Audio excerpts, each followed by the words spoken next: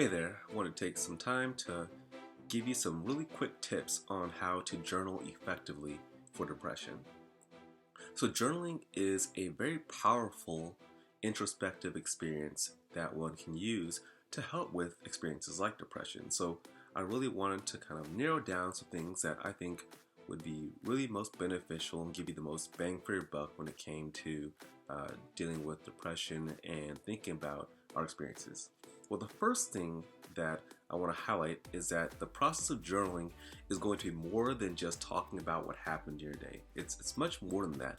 Journaling, and particularly for depression in this instance, is going to be a really deep self-exploration. So that's one really important part of this, is that we aren't simply trying to recount the things that occurred in our day.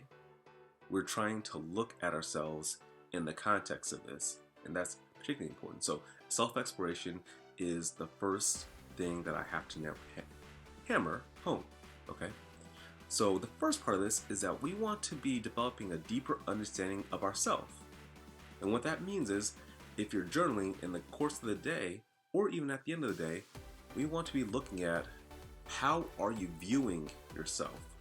What are the things that you think about yourself? What do you truly believe about yourself? And when we're talking about that, we want to look at what we call self-talk. So what are the things that you say to yourself in the various situations that you encounter on your daily basis? So how are you talking to yourself? What are the things that you say to yourself on a moment-to-moment basis? If you're not clear what these things are, that means that this is probably something that you need to look at. What are those things that you say to yourself? We all have self-talk. We need to evaluate that self-talk and see if it's helpful or if it's hurtful. Okay? How do you look at your abilities? How do you look at your effectiveness in the world? Do you see yourself as having abilities to be able to be effective or efficacious in the carrying out of your daily duties, tasks in the world? Do you see yourself as being a person who's able to make changes in their environment? Look at that. That's a really important part of understanding yourself and understanding how you're viewing yourself. The next thing is understanding yourself in relation to other people, right? We as humans are social creatures, so we can't look at ourselves in a vacuum. We can't just look at ourselves. A really important part of this is how we view ourselves in relation to other people. How do we anticipate the actions of others? How do we anticipate how others will look at us? What they will think about us?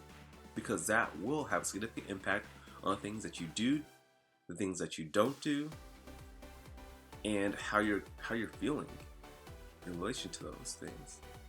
So, how are you seeing yourself in relationship to other people is the second thing. The last thing is thinking about yourself in the context of the world and the future, okay? So what do you anticipate the future to be like? Do you have negative attributions or anticipations of what the future will bring? Do you think that the future has something good in store for you?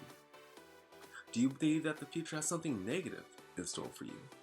This is something that you need to really look at. And even beyond that, drilling it down even further, something that's very helpful is to look at our situations on a daily basis and say, what was going on at this time that I started to feel really down or even depressed? What was I thinking in that situation? And really exploring those things and looking at those thoughts, right? The way we think has a significant impact on how we're feeling.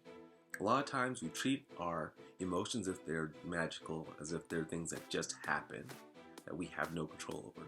But that's not the case. We have a significant impact on things that we're feeling on a daily basis. So really understanding what happened in the world around us, what we were thinking in relationship to that, and ultimately how we felt as a result of those thoughts. This is a really important and tough step for a lot of people, because a lot of times we live in this world where we view the world as something happened, and then something happened to me, and as a result, I felt some way. But the world's more complex than that. We have a significant role in how we're experiencing the world because and through our thoughts. If this helped you in any way, please drop a like, comment, subscribe, and hopefully you can make your tomorrow better than today.